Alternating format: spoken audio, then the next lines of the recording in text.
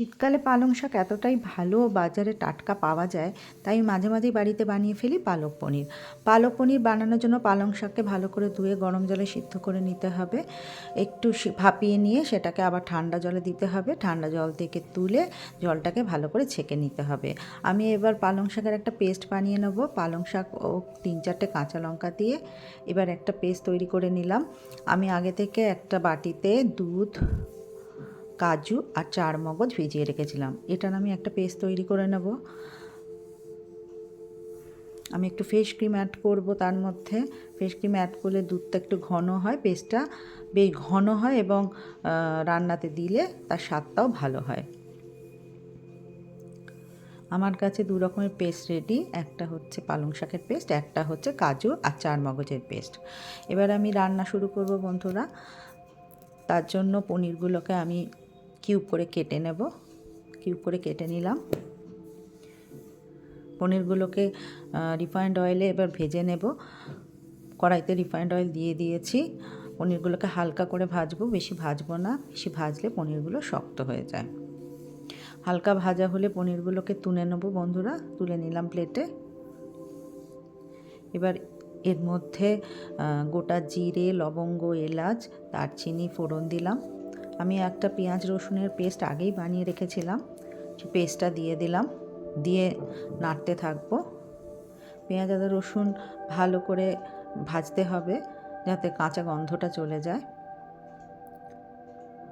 ভাজা ভাজা হলে এবার আমি আগে থেকে পালং শাকের পেস্টটা বানিয়ে রেখেছিলাম সেটা দিয়ে দিলাম। অল্প চিনি অ্যাড করলাম। নাড়তে থাকছি, ভালো করে নাড়বো। অল্প হলুদ অ্যাড করলাম, বেশি হলুদ অ্যাড করব না, শাকে বেশি হলুদ দিতে নেই, তাহলে শাকের যে অরিজিনাল কালার সেটাই চলে যায়। আমি একটা কিউব বাটার অ্যাড করলাম। বাটার অবশ্যই দেবে পালক পনিরে, তাতে স্বাদটা আরও বেশি ভালো হয়। আমি নাড়বো, অনেকক্ষণ নাড়ার পর মানে 5-7 মিনিট নাড়ার পর আমি এর মধ্যে দিয়ে দেবো আগে থেকে যে দুধের, কাজুর আর চারমগজের পেস্টটা ছিল সেই পেস্টটা। আবারও ভালো করে মিশিয়ে নেব, নিয়ে নাড়তে থাকবো।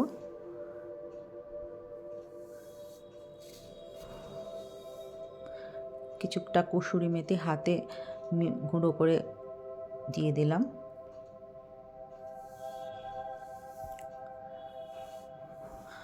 আঁচটা হালকা রেখে নাড়তে হবে। 6-7 মিনিট নাড়ার পর আমি একটু জল দিয়ে দেব।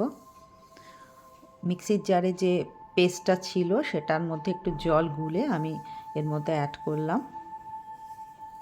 স্বাদ মতো লবণ দিলাম।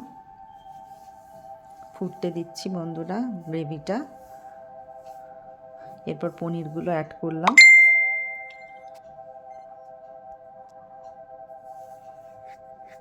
পনিরগুলো অ্যাড করে এটা আমি ঢেকে রান্না হতে দেব 5 মিনিট। পালক পনির খেতে এতটাই ভালো হয়, আমার মেয়ের তো খুব প্রিয়, তাই মাঝে মাঝেই এই রেসিপিটা আমাকে বানিয়ে দিতে হয়। তোমরাও মাঝে মাঝেই ট্রাই করবে। আমি এর উপর ফ্রেশ ক্রিম অ্যাড করে পরিবেশন করব বন্ধুরা।